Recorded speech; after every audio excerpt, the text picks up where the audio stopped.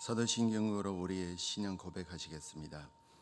전능하사 천지를 만드신 하나님 아버지를 내가 믿사오며 그 외아들 우리 주 예수 그리스도를 내가 믿사오니 이는 성령으로 잉태하사 동정녀 마리아에게서 나시고 본디오 빌라도에게 고난을 받으사 십자가에 못 박혀 죽으시고 장사한 지 사흘 만에 죽은 자 가운데서 다시 살아나시며 하늘에 오르사 전능하신 하나님 우편에 앉아 계시다가 저리로서 산 자와 죽은 자를 심판하러 오시리라. 성령을 믿사오며 거룩한 공회와 성도가 서로 교통하는 것과 죄를 사하여 주시는 것과 몸이 다시 사는 것과 영원히 사는 것을 믿사옵나이다. 아멘. 찬송가 320장을 함께 부르도록 하겠습니다. 찬송가 320장 함께 부르도록 하겠습니다.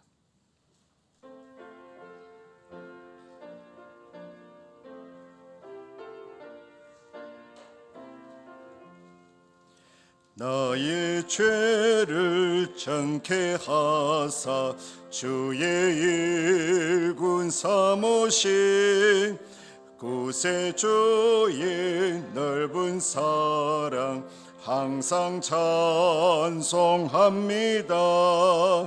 나를 일꾼 삼으신 주 크신 능력 주시고 언제든지 주 뜻대로 사용하여 주소서. 내게 보호 주시려고 은혜 예비하신 주 주의 은혜 채워주사 능력 있게 하소서. 나를 일꾼 삼으신 주 크신 능력 주시고 언제든지 주 뜻대로 사용하여 주소서. 죄의 짐을 풀어주신 주의 능력 크도다. 나를 피로 사신 예수 내 맘속에 오소서. 나를 일꾼 삼으신 주 크신 능력 주시고 언제든지 주 뜻대로 사용하여 주소서. 주여 내게 성령으로 충만하게 채우사 생명수가 강물처럼 흐르게 하옵소서. 나를 일꾼 삼으신 주 크신 능력 주시고 언제든지 주 뜻대로 사용하여 주소서. 아멘.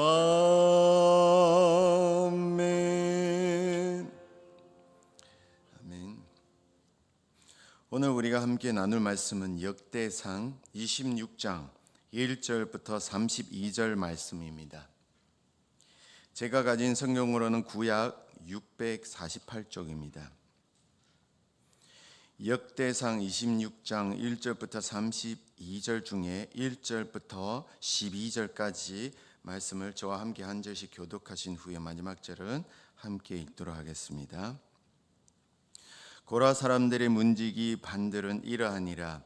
아삽의 가문 중 고레의 아들 머셀레미아의 아들들인 맏아들 스가랴와 둘째 예디아엘과 셋째 스바다와 넷째 야드니엘과 다섯째 엘람과 여섯째 여호하남과 일곱째 엘여호네이며 오베에돔의 아들들은 맏아들 스마네와 둘째 여호사밧과 셋째 여아밥 스갈과 다섯째 나단넬과 여섯째 암미엘과 일곱째 이사갈과 여덟째 부올레데이니 이는 하나님이 오베에돔에게 복을 주셨습니다. 그의 아들 스마야도 두 아들을 낳았으니 그들이 조상의 가문을 큰 용사라. 스마야 아들들은 오드니와 르바엘과 오벳과 엘사밧이며 엘사밧의 형제 엘리후와 스마야는 능력이 있는 자이니 이는 다 오베데돔의 자니라. 그들과 그의 아들들과 그의 형제들은 다 능력이 있어 그 직무를 잘하는 오멘에게서 난 자가 62명이며 또 머셀레미아의 아들과 형제 18명은 능력이 있는 자라. 머라리 자손 중 호사에게도 아들들이 있었으니 그의 장자는 시므리라. 시므리는 본래 맏아들이 아니냐. 아버지가 장자로 삼았고 둘째는 힐기야와 셋째는 드발리야요 넷째는 스가랴이니 호사의 아들들과 형제들이 13명이더라. 다같이 이상은 다 문지기의 변장으로서 그 형제처럼 직임을 얻어 여호와의 성전에서 섬기는 자들이라. 아멘. 이른 새벽에 주님의 전에 올라오시면서 6분의 성도님의 1,000번의 예물을 드리셨고 한 분의 성도님께서 감사 예물을 드리셨습니다. 감사의 제목을 나누겠습니다. 아버지 하나님, 오늘 건강을 주심에 감사드리며 오늘 시술이 잘 되게 하실 줄 믿음으로 믿고 맡겨드립니다. 아멘. 새벽 예배에 나오신 모든 분들을 진심으로 환영하고 축복합니다. 오늘 우리가 함께 읽은 성경 본문은 다윗이 성전 예배를 위해 조직을 개편하는 과정을 기록한 역대상 23장에서 26장까지 연속된 내용입니다. 특별히 오늘 본문은 레위인 찬양대의 직무가 24반차를 다루었던 25장에 이어 레위인 성전 문지기, 재물관리자, 관원 그리고 재판관의 직무에 대해 구체적으로 기록하고 있습니다. 1절부터 12절까지는 성전 문지기 24반차의 대표들을 소개합니다. 이들은 성전의 문과 뜰, 모든 방과 곳간의 출입구를 지키며 성전 출입의 성결과 안전을 책임지는 매우 중요한 역할을 감당했습니다. 이어서 13절부터 19절은 성전 문지기들을 담당 구역을 제비 뽑기를 통해 공정하게 선정한 사실을 보여줍니다. 기록에 따르면 문지기들은 성전 동쪽에 6명, 북쪽에 4명, 남쪽에 4명, 곳간에 2명, 낭실 서편에 4명, 그리고 낭실에 2명씩 배치되었습니다. 성전 문지기의 주요 직무는 성전을 세상과 구별된 하나님의 임재를 상징하는 거룩한 처소로 보존하는 것이었습니다. 이를 위해 그들은 할례 받지 않는 이방인이나 죄인들의 성전 출입을 막았습니다. 문지기 조직은 역대상 24장 20절부터 30절에서 소개한 레위인 조직과 마찬가지로 레위의 세 아들 계열을 기준으로 다윗 당시 그들의 자손 중에 24반차로 편성되었습니다. 20절부터 28절은 문지기들의 형제 레위인들의 성전 곳간과 성물 곳간을 맡았음을 기록합니다. 그리고 29절부터 32절은 성전 밖에서 행정과 재판 업무를 담당했던 조직에 대해 설명합니다. 레위인들은 성전뿐만 아니라 이스라엘 전역에서 행정, 재판, 군사 및 세금 관리 업무도 수행했습니다. 역대기는 이를 통해 다윗이 모세처럼 하나님과 백성 사이의 중재자이자 하나님의 명령을 따라 예배 체계를 세운 지도자임을 강조하고 있습니다. 오늘 본문이 우리에게 주는 핵심 교훈 중 하나는 바로 가정을 복되게 하는 비결은 하나님을 진심으로 사랑하는 것이라는 점입니다. 4절에서 8절까지를 보면 레위인 성전 문지기의 직무를 담당했던 오베에돔 가문에 대해 소개하고 있습니다. 본문에 나타난 이 가문의 가장 큰 특징은 바로 하나님께 복을 받은 가문이라는 점입니다. 오베에돔의 가문은 성전 문지기 24반차 가운데 절반이 넘는 13반차를 차지했으며 8절을 보면 그의 아들들과 형제들이 모두 능력 있고 직무를 잘 감당하여 뛰어난 가문으로 정평이 났습니다.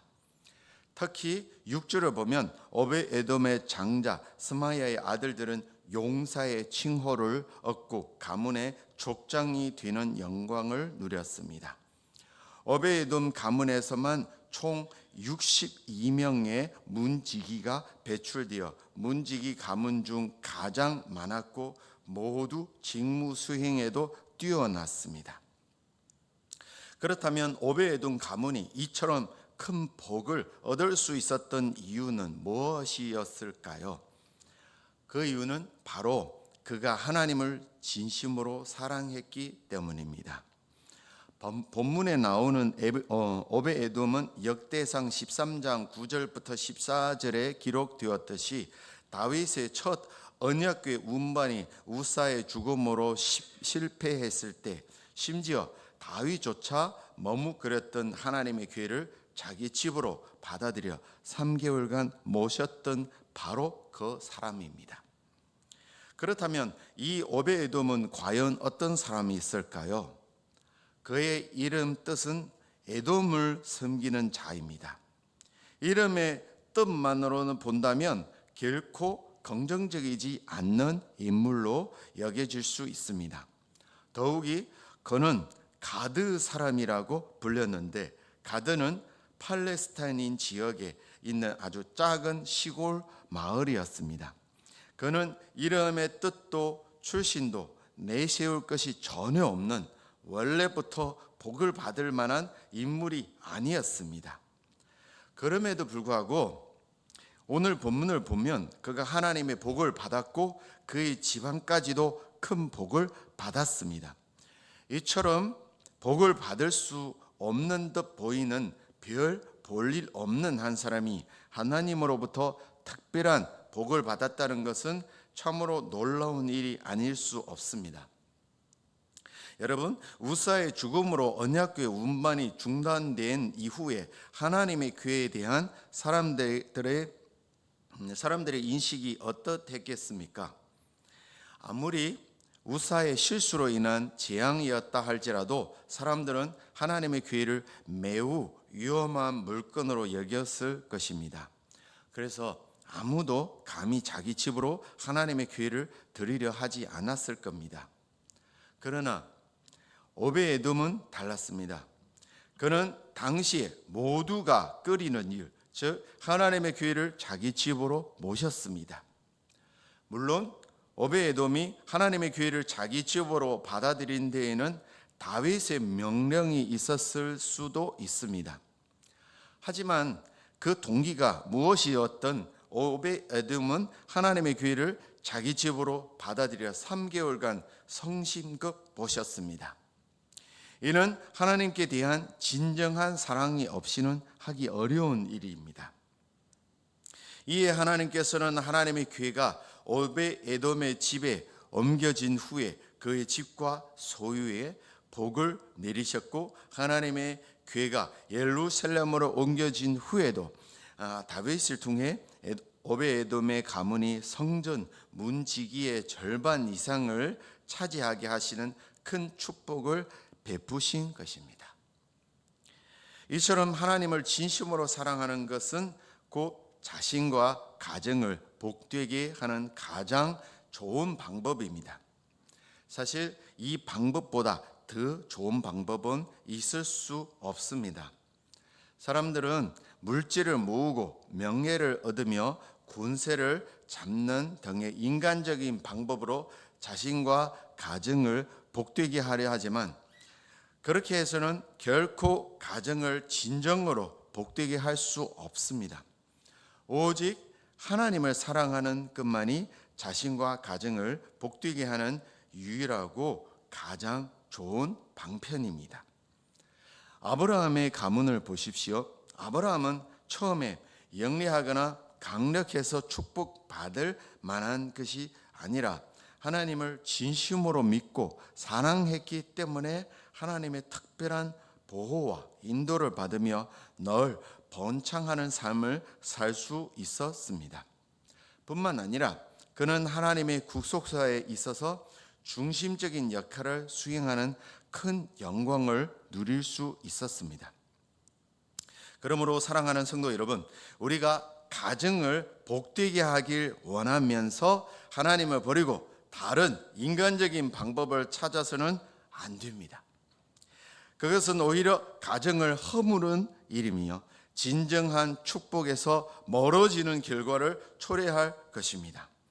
그러니 우리는 하나님을 진심으로 사랑하고 그분을 위해 살아가기에 힘써야 합니다. 우리 스스로 우리 자신과 가정을 위해 무언가 하려는 노력에 앞서 하나님을 위한 열심을 내야 합니다. 그러면 하나님께서도 우리를 사랑하셔서 우리를 위해 열심을 내시며 우리 자신과 우리 가정을 친히 책임져 주실 것입니다. 요한복음 14장 21절을 보면 주 예수님께서 친히 이렇게 말씀하셨습니다. 나의 계명을 지키는 자라야 나를 사랑하는 자니 나를 사랑하는 자는 내 아버지께 사랑을 받을 것이요 나도 그를 사랑하며 그에게 나를 나타내리라. 하나님께서는 우리를 사랑하셔서 독생자 예수 그리스도를 보내주셨으니 하나님의 이러한 열심은 우리를 끝까지 책임져 주실 것입니다. 기도하겠습니다. 걸어가시고 천지 만물을 창조하실 뿐만 아니라 모든 성도의 수고와 헌신을 기억하시는 좋으신 하나님 아버지, 오늘 이 말씀을 통해 아무도 주목하지 않고 누구도 나서려 하지 않는 자리에서 묵묵히 섬기는 한 사람 오베에돔을 기억하시고 그의 가정뿐만 아니라 그 가문에 대를 이어 복을 내려주신 하나님께 감사와 찬양을 올려드립니다. 눈을 창조하신 주님께서 우리의 모든 섬김을 보고 계심을 다시 한번 깨닫게 하시니 감사합니다. 오늘 이 새벽 예배에 나온 주님의 백성에게 하나님의 뜻을 깨닫는 평안과 기쁨을 허락하여 주시옵소서. 저희가 매일 주님과 동행하는 삶을 살 수 있도록 인도하여 주옵소서. 이 새벽 예배에 참석한 성도들이 주님께 드리는 헌금을 기쁘게 받아주시고 그들의 간절한 기도와 마음의 소원을 덜어주시기를 간구합니다. 주님의 따뜻한 손길이 그들의 삶을 어루만지시며 필요한 모든 은혜와 복을 넘치도록 부어주시옵소서. 모든 영광과 찬송을 오직 하나님께 돌리며 우리 주 예수 그리스도의 이름으로 기도드립니다. 아멘. 하늘에 계신 우리 아버지여, 이름이 거룩히 여김을 받으시오며 나라의 임하옵시며 뜻이 하늘에서 이룬 것 같이 땅에서도 이루어지이다. 오늘날 우리에게 일용할 양식을 주옵시고 우리가 우리에게 죄 지은 자를 사하여 준 것 같이 우리 죄를 사하여 주옵시고 우리를 시험에 들게 하지 마옵시고 다만 악에서 구하옵소서. 대개 나라와 권세와 영광이 아버지께 영원히 입사함나이다. 아멘.